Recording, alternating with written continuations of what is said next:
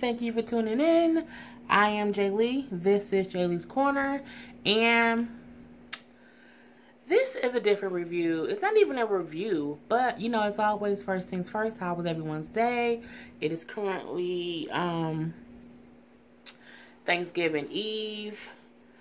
I just didn't feel like putting my hair up in a bun, and I'm tired.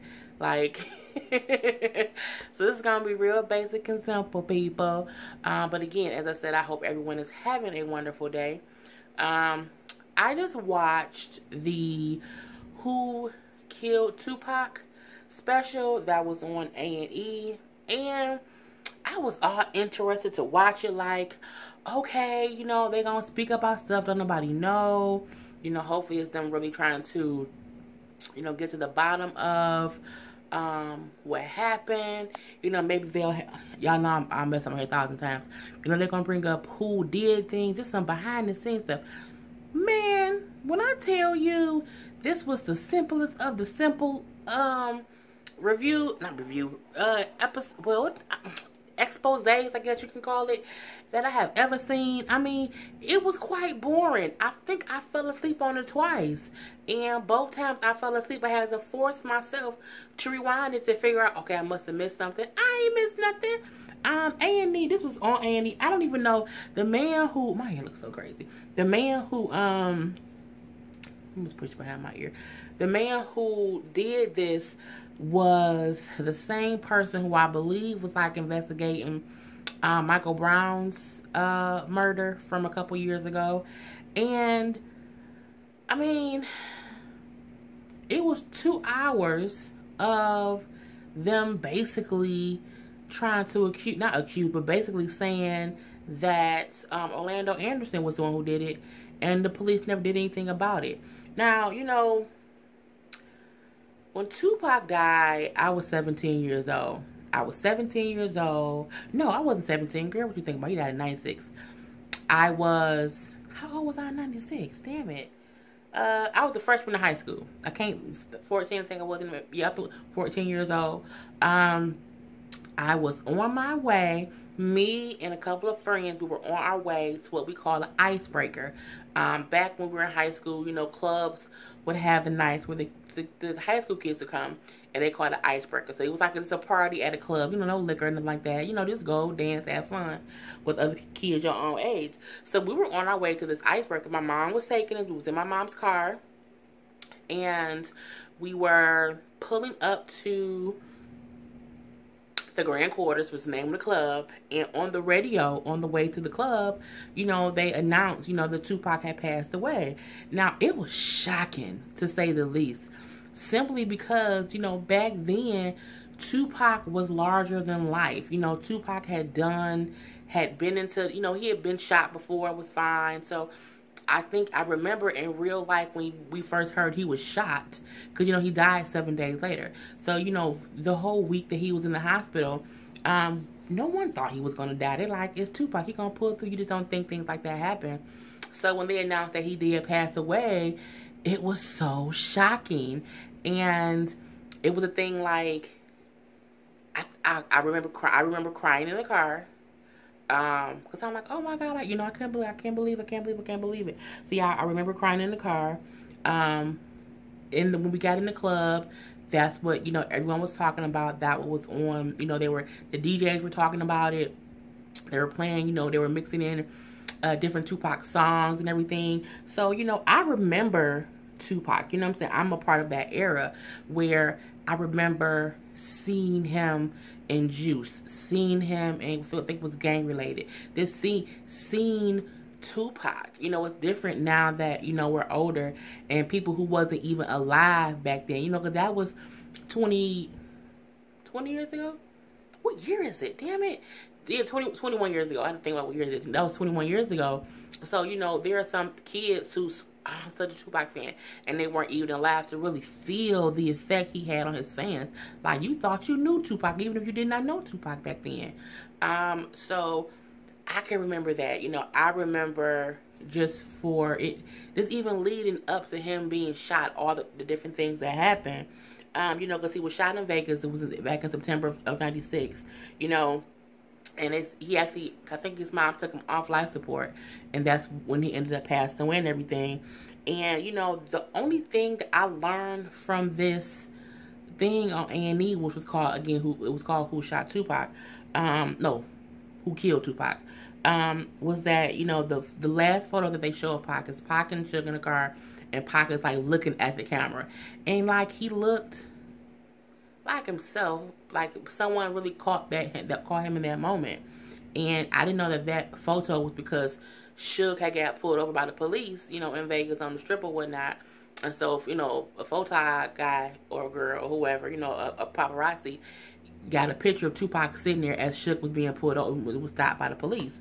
The other thing I didn't know was that, you know, the night of the shooting, that supposedly a car of 4 women was next to their car, like talking to them at that same stoplight.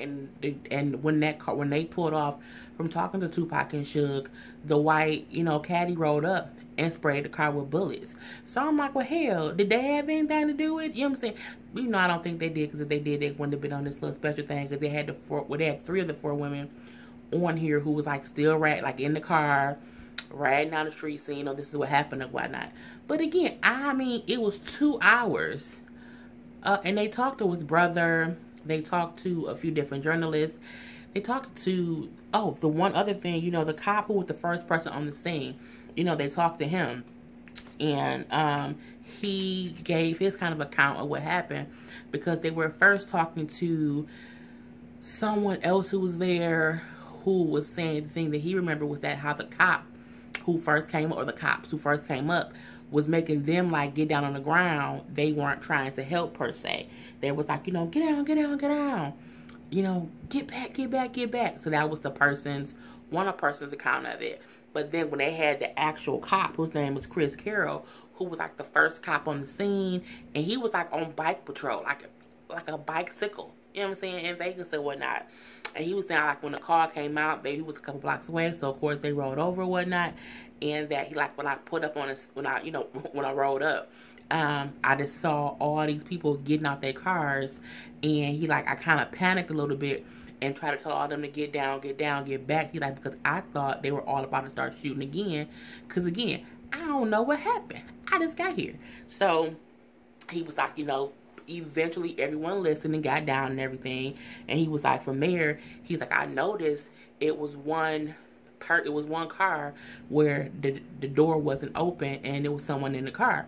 He like, so as I was walking around telling that person he got the car to put their hands out the window, like the person wasn't moving. He like, so when I got closer, he realized there was someone in the car, and he kept saying, you know, put your hands out. He said when the guy didn't move, when he opened the door, the person fell out. It was Tupac.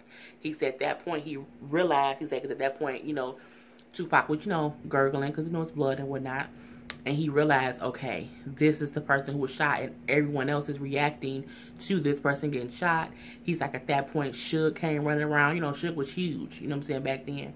He like, so he even had to put his gun at Suge, like, you know, get back. Because again, he like, I didn't know what was happening. He said, I looked at Suge. He like, Suge's head was, you know, shooting out blood. You know, Suge got grazed in the head.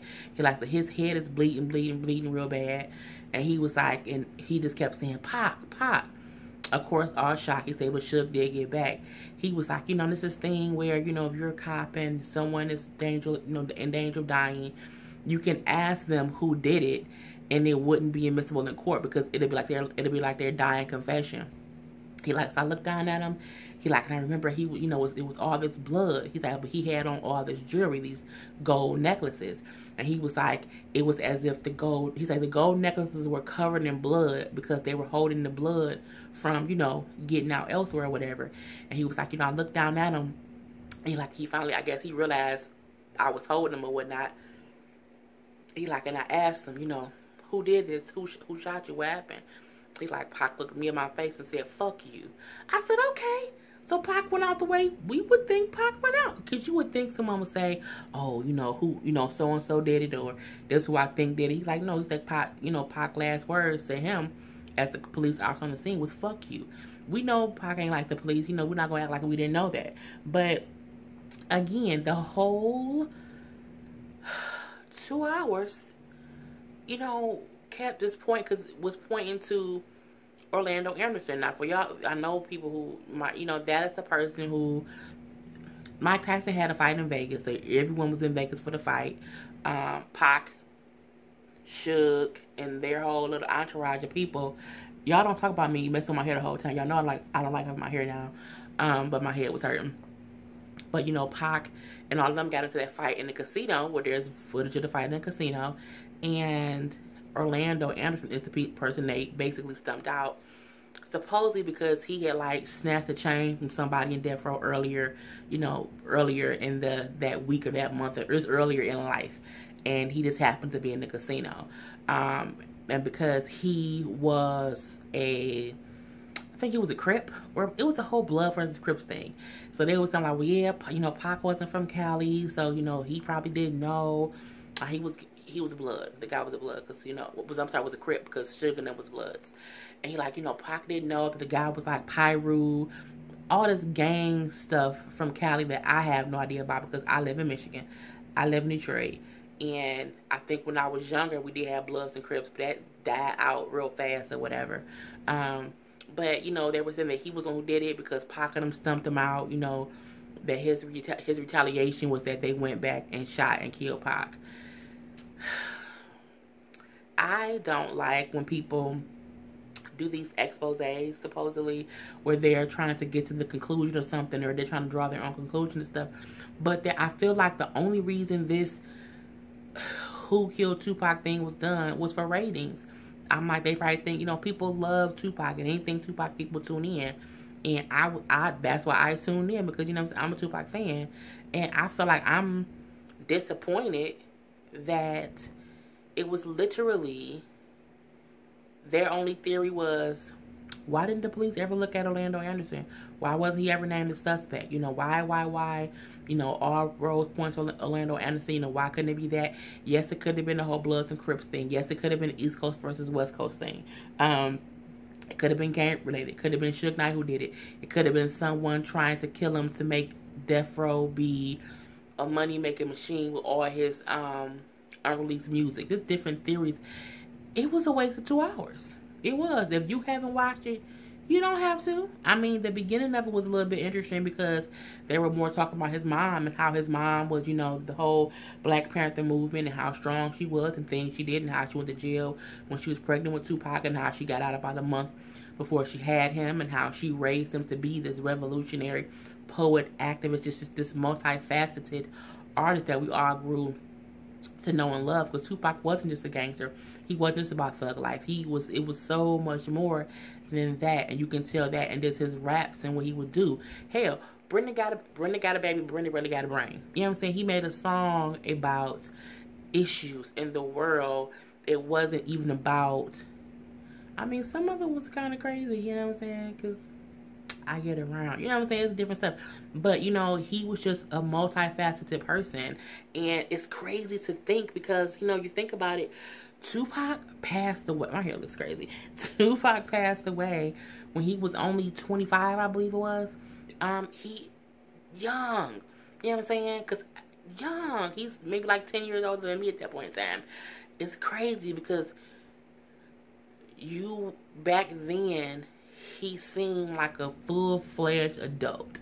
You know what I'm saying? And in real life, 25 is so young. 25 is nothing. You know what I'm saying? Nothing compared to how long a person can live a life. So, they brought up how, the whole Puffy and Biggie stuff. They brought up all kind of different theories. But it was all speculation. It was all, we heard that back in the day, Orlando Anderson was going around bragging about shooting and killing Tupac. So then they had interviewed Orlando Brown's his cousin and one of his brothers, because Orlando Brown was killed 2 years after the Pac murder in his own gang related situation. So they're talking to his brother and his cousin, and his cousin said, well, that don't make no sense. No one will brag about murdering Tupac. No one. Because it's just stupid. Why would you do that? Because you would just end up being killed. I mean, but he was murdered 2 years later. So, look, I'm just mad that it was a waste of time. I just felt like it's pointless. So, I mean, y'all can check it out if y'all want to. If you have not ever heard, for a person who's never heard anything about Tupac, it would be interesting. You know what I'm saying? To a person who's 17, 18 years old, who have no idea what went on back then, it will be interesting to you. But to anyone else who has lived that era, has grew up from then, you know, has Google, nothing was surprising except the four ladies who was ratting and the interview they did with the cop who pulled, you know, who was the first on the scene. Other than that, I was like, it's all speculation. Like, really, it's just speculation. And everyone kept speculating that Orlando Anderson did it, you know, because you can't just beat up on a gang member in LA and not have no retaliation. You know, Pac just didn't know that. And I'm like, but y'all don't know. No one to this day actually knows who did it. The only even description of the murderer was a white caddy pulled up, an arm came out the window, a black person's arm with a glove, and shot the car up. They ain't ever see no face. They couldn't see how many people was in the car. Nothing. There's nothing to go on. This Tupac's murder will forever be, Tupac and Biggie will forever be unsolved mysteries, just unsolved murders. And they were kind of trying to tie it into the whole Michael Brown murders, you know, the different murders that we're having now, how it's just how black men being, or black people being murdered and not having justice and not getting the justice for it. I think it's a little bit different because the black people who are being murdered now by cops, we know exactly who did it. And it's the justice system who are not holding them accountable for what they did. It might be a fire truck about to walk past. You can see the lights. So, you know, I think now it's more about, you know, they're not holding people accountable for what they do. Like, we know who did it. We know who killed Michael Brown. We know who killed these young men in our generation now. We have no idea who killed Tupac. We have no idea why he was murdered. All we know is it was another senseless, you know, act of violence. So I said I was going to watch and review it. I'm reviewing it, you know. People might watch, people might not watch. I don't know. I'm about to watch Black King Crew, so I can review that too. But yeah, if you had, it came on A&E. It was like part 1, part 2. There's going to be a part 3 that comes on next week. I think next Tuesday or something like that. That I'll watch to see if it's any better. It better be. I mean, I just don't like when someone just puts something out just so people can watch it and it's crap. You know what I'm saying? And that's what I feel like it was. I feel like they were not exploiting his unsolved murder, but a little bit exploiting it. Just a little bit. I do think, you know, there's a little exploitation in the way it was covered, simply because your only theory, every theory still went back to Orlando Anderson. Every single one. Why didn't the cops do it? You know, why was LA cops investigating a murder in Las Vegas? Which I agree, you know, jurisdiction and all that stuff. But this has been too long already. So, I am Jay Lee. This is Jay Lee's Corner. Yes, my hair is still messy. It'll be up in a bun for the next video. I hope you guys enjoy. Please make sure to subscribe to my channel. Check out my other videos. Like the video. Put any comments below that you see fit. Other than that, I will see you guys next time. Peace.